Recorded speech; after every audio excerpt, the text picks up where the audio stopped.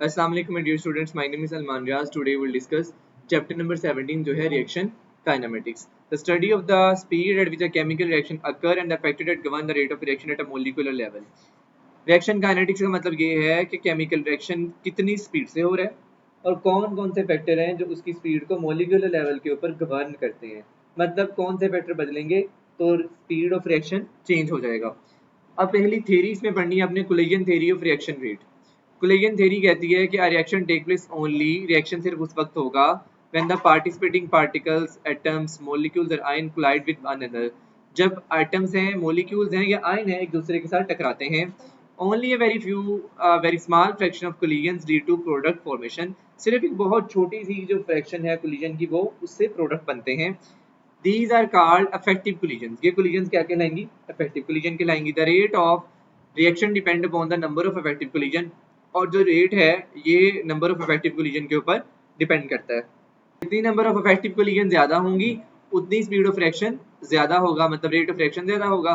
अब देखो जरा, ये दो मॉलिक्यूल्स हैं, अगर तो कोलिजन इफेक्टिव है, ये दोनों मॉलिक्यूल टकराए, कोलिजन इफेक्टिव थी तो प्रोडक्ट में बदल जाएंगे, और अगर कोलिजन इफेक्टिव नहीं थी तो सिर्फ बाउंस बैक होंगे, कोई प्रोडक्ट नहीं बनेगा।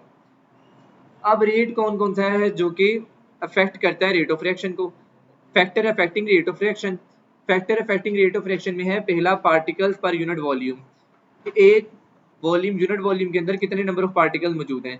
अगर उस सब्सटेंस की कंसंट्रेशन ज्यादा है तो उसका मतलब है उसके ज्यादा मॉलिक्यूल्स हैं। ज्यादा मॉलिक्यूल्स हैं तो एक सेकंड के अंदर ज्यादा कोलिजन्स होंगी, ज्यादा कोलिजन होंगी तो ज्यादा रेट ऑफ रिएक्शन होगा। फिर दूसरा है फ्रीक्वेंसी ऑफ कोलिजन। अगर टेम्परेचर ज्यादा होगा तो फास्टर मॉलिक्यूल्स ज्यादा तेजी से मूव करेंगे, ज्यादा तेजी से मूव करेंगे तो कोलिजन पर यूनिट सेकंड ज्यादा होगी, पर यूनिट सेकंड ज्यादा कोलिजन होगी तो ज्यादा इफेक्टिव कोलिजन होगी, ज्यादा इफेक्टिव कोलिजन होगी तो रेट ऑफ रिएक्शन ज्यादा होगा। फिर उसी के बाद है काइनेटिक एनर्जी ऑफ पार्टिकल्स।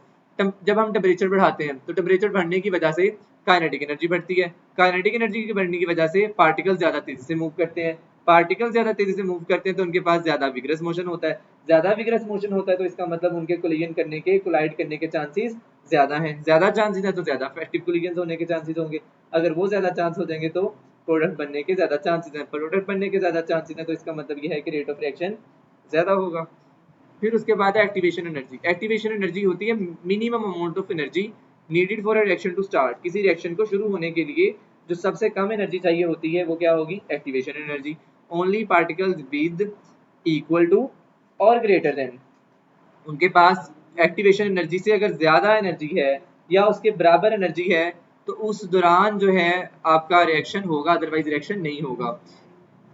अब इस दौरान एक्टिवेशन एनर्जी में डीप डाइव करते हैं कि मतलब एक्टिवेशन एनर्जी किस तरह से है। When reactant particles come close during collision, जब कोलिजन के दौरान पार्टिकल एक दूसरे के करीब आते हैं, दे स्लो डाउन, तो उनकी मोशन थोड़ी कम हो जाती है, उनकी काइनेटिक एनर्जी पोटेंशियल एनर्जी में बदल जाती है। This form a high energy transition state. इस दौरान एक चंद थोड़े से लम्हे के लिए एक ट्रांजिशन स्टेट बनेगी जिसकी एनर्जी बहुत ज्यादा हाई होगी, एनर्जी बहुत ज्यादा हाई होगी। Once particles have enough kinetic energy, they cross this barrier and convert into stable product releasing energy। कह रहा है अगर पार्टिकल के पास इससे ज्यादा काइनेटिक एनर्जी हुई तो इस बैरियर को क्रॉस करेंगे और प्रोडक्ट में बदल जाएंगे। अभी नहीं समझ आया, डायग्राम दिखाता हूँ। देखो जरा, ये है आपके पास वो ग्राफ, यहाँ रिएक्टेंट पड़े हैं, यहाँ प्रोडक्ट पड़े हैं, ये है वो पहाड़ी चढ़ के जब रिएक्टेंट ने जाना है आगे। अगर उसके पास इससे ज्यादा काइनेटिक एनर्जी होगी, ये देखो इसके चढ़ने के लिए, पहाड़ी पे चढ़ने के लिए आपको एनर्जी चाहिए, तो ये रिएक्टेंट्स को यहाँ तक जाने के लिए एक एनर्जी चाहिए, वो एनर्जी क्या कहलाएगी? Activation energy. The minimum amount of energy that is required to start the chemical reaction. Chemical reaction को शुरू करने के लिए जो सबसे कम एनर्जी चाहिए होती है वो एक्टिवेशन एनर्जी होती है, मतलब कि यहाँ से इस पहाड़ी तक जाने के लिए।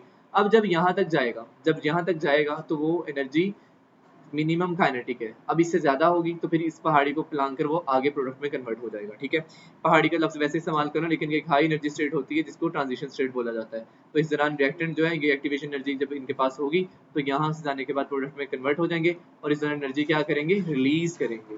ठीक है, उसके बाद है जी आपके पास at given temperature most molecules have average energy. कह रहा है जो टेम्परेचर होता है आमतौर पर उसके ऊपर मॉलिक्यूल्स की एवरेज एनर्जी होती है। ओनली द फ्रैक्शन एक्सीडिंग, सिर्फ एक छोटा सा हिस्सा टोटल का उसके पास काइनेटिक एनर्जी, एक्टिवेशन एनर्जी होती है जो कि एक्चुअली में रिएक्ट कराने में हेल्प आउट करती है। This is why only a small percentage of collisions are effective. यही वजह है कि बहुत कम परसेंटेज जो होती है वो इफेक्टिव होती है। अब ये कुछ हैं कंसंट्रेशन, तीन चीज पैरामीटर हैं जिनके हवाले से रेट ऑफ रिएक्शन चेंज होता है। कंसंट्रेशन है, टेम्परेचर है और एक्टिवेशन एनर्जी है।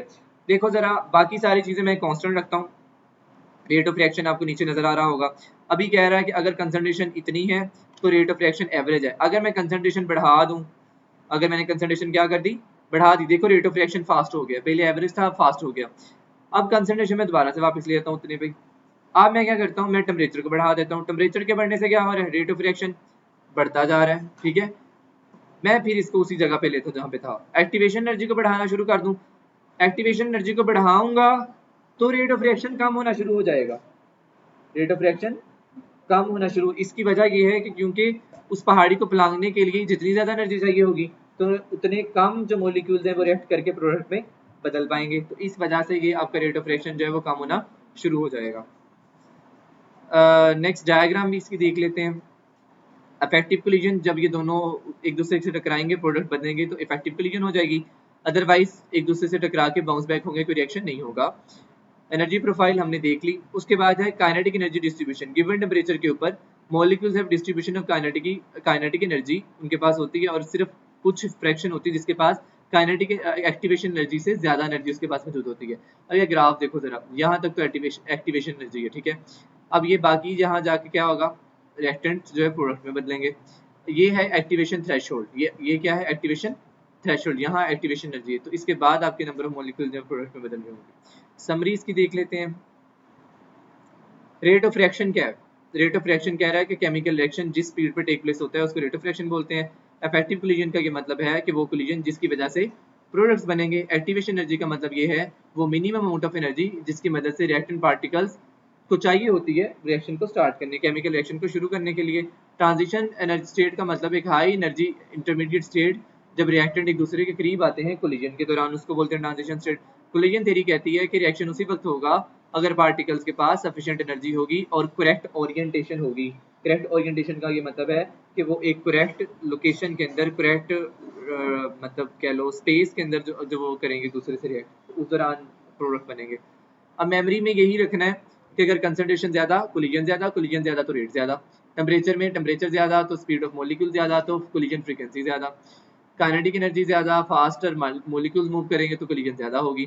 एक्टिवेशन एनर्जी ज्यादा होगी तो पार्टिकल्स कम रिएक्ट करेंगे तो रेट कम होगा। अब देखो, अगर एक्टिवेशन एनर्जी कम है तो ज्यादा पार्टिकल्स रिएक्ट करेंगे। अब बाकी सबके साथ डायरेक्ट रिलेशन है, जबकि एक्टिवेशन एनर्जी के साथ इनवर्स रिलेशन है। स्टूडेंट, ये था हमारे पास छोटा सा topic collision theory of reaction rate. मिलते हैं नेक्स्ट लेक्चर में, तब तक के लिए अल्लाह हाफ़िज़।